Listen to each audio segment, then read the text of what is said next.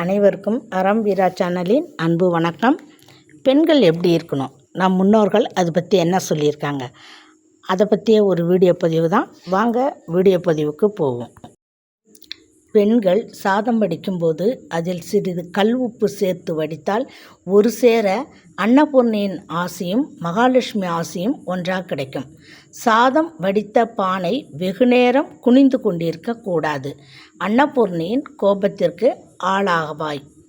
பெண்கள் குளிக்கும்போது தினமும் முகத்திற்கு சிறிதளவு கிழங்கு மஞ்சள் பூசி குளிக்க வேண்டும்.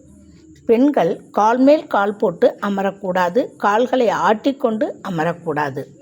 பெண்கள் உரக்க கத்தி பேசக்கூடாது. ஆடவர்கள் முன்பு அதிகம் சிரிக்கக்கூடாது. அனைத்து பெண்களும் எளிதாக பின்பற்றக்கூடிய வகையில் இந்த 5 கருத்துக்களும் உள்ளது. பின்பற்றுவது உங்கள் விருப்பம். அறம் வீரா சேனலுக்காக அறச்செல்வி.